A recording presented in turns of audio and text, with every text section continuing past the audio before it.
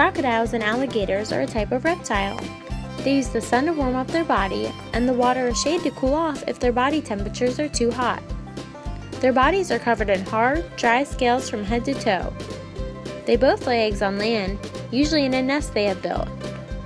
Unlike other reptiles, they will take care of their babies after they've hatched from their eggs. They will carry their babies on their backs and will even hide them in their mouths to protect them against predators. They can be very hard to tell apart, but if you look really close, you can notice some physical differences. Alligators are usually a little bit darker and have a wider snout, while crocodiles are lighter in color and have a narrower snout. Alligators typically live near freshwater environments because they aren't able to tolerate salt water since they lack salt glands. Crocodiles, on the other hand, have salt glands, so they can be found near saltwater or freshwater environments. They enjoy spending most of their time in the water and are capable of holding their breath for about an hour. Even though they can be still for hours on land, they are able to move and swim very fast. Turtles are another type of reptile. They are able to move easily in water and on land. Turtles that live in saltwater have a saltwater gland that can remove salt from the water that they drink. They are born with a shell that is soft at first and then hardens as the turtle grows older. The turtle shell is made of bone and is used as armor to protect them from attacking predators. If a turtle feels threatened by something, it will pull its arms, legs, and head into the shell to protect itself.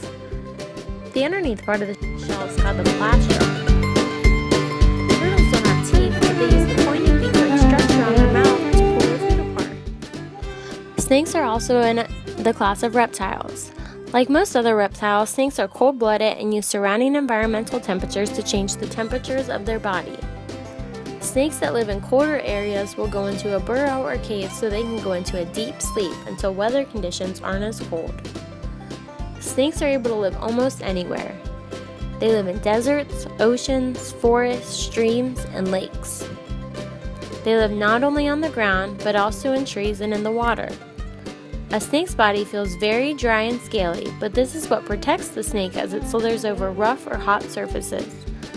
The scales are also waterproof, so they are able to keep water out. The scales on their body are not only used for protective reasons, but also help them grip onto tree branches and help them push off the ground so they are able to move.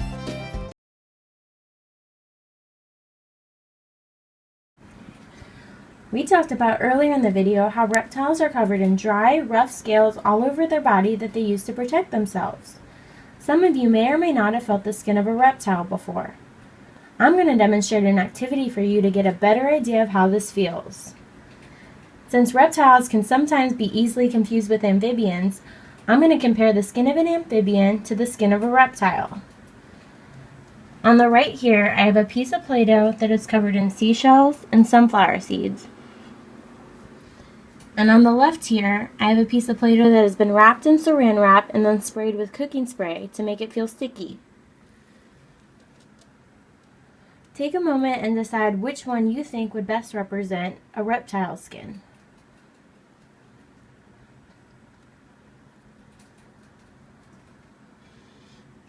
If you chose the piece of Play-Doh over here on the right, you're correct. This one represents a reptile skin because of the feeling that it is rough and dry. I placed seashells on here to represent the bigger scales that can be found on crocodiles and alligators.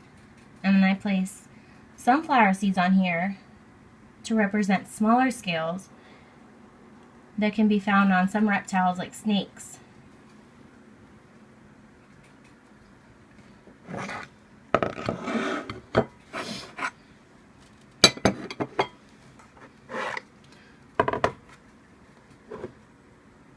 We also talked about earlier how reptiles can lay eggs.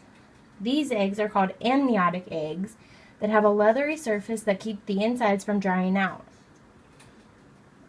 In this activity, I have a bowl on the left that is filled with tapioca pudding and water,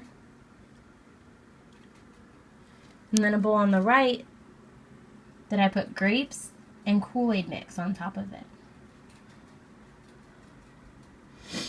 With the characteristics of the reptile eggs that we discussed earlier in the video, Take a moment and think about which one would best represent reptiles' eggs.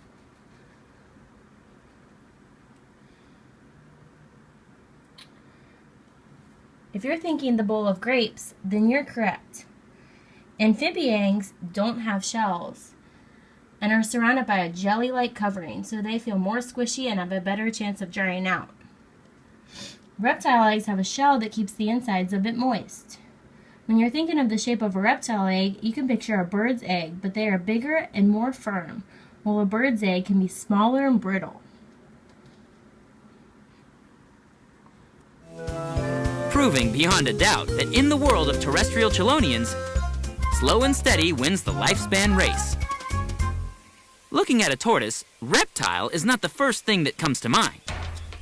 That shell, which is made of bone and covered by protective plates called scutes, is a far cry from the scaly skins of lizards and snakes. Also, the tortoise has a pink, fleshy, mobile tongue, and not a long, forked tongue like a snake has, or like many lizards like this Bengal monitor. The tortoise's tongue isn't at all like the fixed tongue of an alligator, or even like the zap, shooting and retracting tongue of the chameleon. What's more, these tortoises are eating lettuce. Actually, fighting, tortoise style, over lettuce. Which is not something you would ever find a snake munching on. Snakes bypass the salad plate completely, in favor of a variety of meat dishes, since all snakes are carnivores. And with all those teeth, as you might expect, so are the crocodilians. Yes, all snakes and crocs are carnivores, but not all reptiles are carnivorous. Many species of lizards, in fact, are omnivorous, meaning they eat both meat, often in the form of insects, and fruit and vegetables too, though many iguanas are completely vegetarian.